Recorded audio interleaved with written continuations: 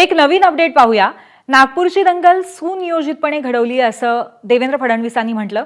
Trolley भरून दगड मिळाले असाही त्यांनी उल्लेख केला। फडणवीसांनी उल्लेख केलेल्या ट्रॉलीची दृश्य आता एबीपी माझाकडे आहेत। काही लोकांनी आधीच दगड आणि शस्त्र आणून ठेवली होती असं देवेंद्र फडणवीसांनी म्हटलेलं आहे। ठराविक घरं आणि आस्थापनांना लक्ष्य केलं गेलं असंही त्यांनी म्हटलंय।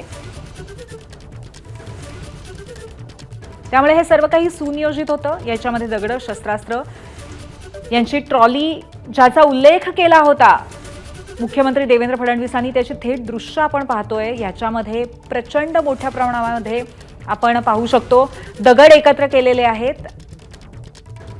याचाच दंगेखोरांनी वापर केला होता असं सांगण्यात येतंय आणि त्यामुळे हा सगळा प्रकार सुनियोजित असल्याचं पुन्हा पुन्हा म्हटलं जात आहे। त्यावरती अर्थातच आणखीन स्पष्टीकरण आणि आणखीन सगळा तपशील कळेलच, परंतु ही दृश्य आपण पाहतोय की अशा पद्धतीने ट्रॉलीमध्ये दगड एकत्र करण्यात आले होते। कुठेतरी पूर्वनियोजित पद्धतीने हल्ला करण्याच्या दृष्टीने, दगडफेक करण्याच्या दृष्टीने तयारीनेच हे दंगेखोर आले होते का असा प्रश्न त्यामुळे साहजिकच उपस्थित होतो।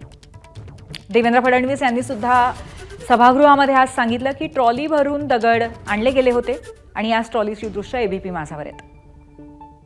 तर सकाळची एक घटना घडल्यानंतर मध्यंतरीच्या काळामध्ये पूर्णपणे शांतता होती, पण त्यानंतर मात्र संध्याकाळी काही लोकांनी जाणीवपूर्वक अशा प्रकारचा हल्ला केल्याचं या ठिकाणी लक्षात येत आहे। याचं कारण जवळपास एक ट्रॉली भरून त्या ठिकाणी दगड मिळालेले आहेत आणि काही लोकांनी जमा करून ठेवलेले दगड, वरती जमा करून ठेवलेले दगड हे आपल्याला पाहायला मिळाले।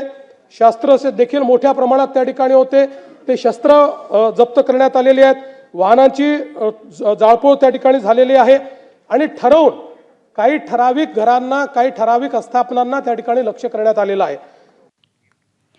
आपले प्रतिनिधी रजत वसिष्ठ आपल्यासोबत या संदर्भात आहेत। रजत, ही जी दृश्य आम्ही बघतोय, ही जी ट्रॉली बघतोय, ही दृश्य नेमकी कुठल्या भागातली आहेत आणि मुख्यमंत्र्यांनी जे म्हटलं की ट्रॉली भरून दगड आणले गेले होते त्याला कुठेतरी दुजोरा देणारी दृश्य आहेत असं आपण नक्की म्हणू शकतो का?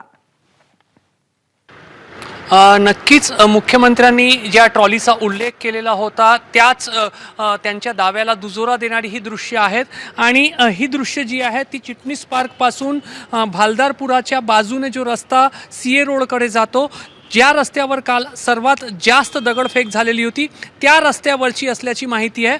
आज सकाळी जवळपास 6:30 वाजताच्या सुमारास मी जेव्हा या ठिकाणी पोहोचलो तेव्हा या भागातले सर्व दगड जे आहेत ते उचलण्यात आलेले होते।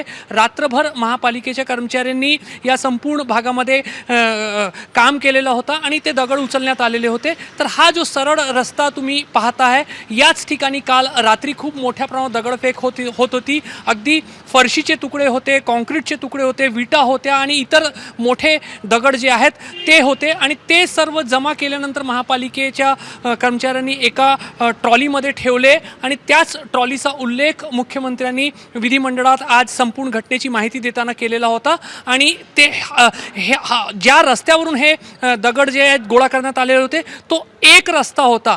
अशा पद्धतीने वस्त्यांच्या आतमध्ये वेगवेगळ्या छोट्या गल्ल्यांमध्ये ज्या ठिकाणी दगडफेक झालेली होती तिथल्या दगडांचा जर अशा पद्धतीने जर दगड गोळा करून हे लोक आलेले असतील तर त्या मागे नक्की काय हेतू होता, कोण होता, कशा पद्धतीने नियोजन झालं होतं असे अनेक प्रश्न उपस्थित होत आहेत आणि वेळोवेळी असे अपडेट्स घेतच राहू। धन्यवाद तुर्तास आपण दिलेल्या माहितीबद्दल।